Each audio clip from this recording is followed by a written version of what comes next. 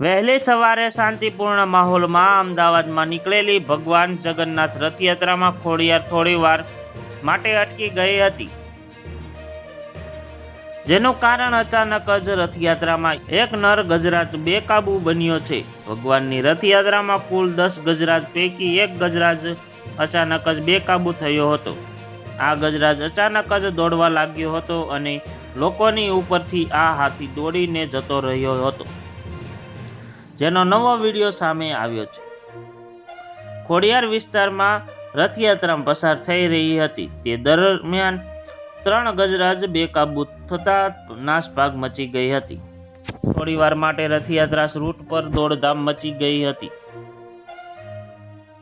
એક ગજરાજ અચાનક ભીડને જોઈને બેકાબુ બન્યો હતો અને દોડવા લાગ્યો હતો। બેકાબુ હાથી એક પોળની આગળ રેલિંગ લગાવેલી હતી તે તોડીને પોળમાં જવા લાગ્યો હતો। ગજરાજ રેલિંગ પાસે ઊભેલા લોકોની ઉપરથી થઈને રેલિંગ તોડીને પોળમાં ઘૂસી ગયો હતો। તેની સાથે અન્ય 2 ગજરાજ પણ તેની પાછળ દોડી ગઈ હતી। આ ઘટનાનો નવો વિડીયો સામે આવ્યો છે, જેમાં ગજરાજ કેવી રીતે કેટલાક લોકોને કચડીને આગળ વધી જાય છે તે જોવા મળે છે કે આ ઘટનામાં એક વ્યક્તિ ઈજાગ્રસ્ત થયો છે, જેને સારવાર માટે હોસ્પિટલ ખસેડવામાં આવ્યો છે। અન્ય લોકોને સામાન્ય ઈજા થઈ હતી। ગજરાજને સમયસર એક તબીબી દ્વારા ઇન્જેક્શન આપીને તેના પર કાબુ મેળવવામાં આવ્યો હતો।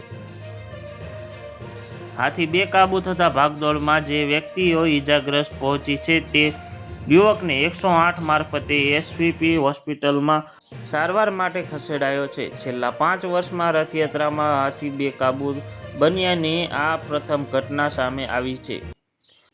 પોલીસ અને સ્વયંસેવકો સીસીટીવી ન વગાડે સૂચના આપવામાં આવી છે। આ ઘટના બાદ મુખ્યપ્રધાન અને ગૃહ રાજ્યધાને પરિસ્થિતિને અંગે સમીક્ષા કરી હતી।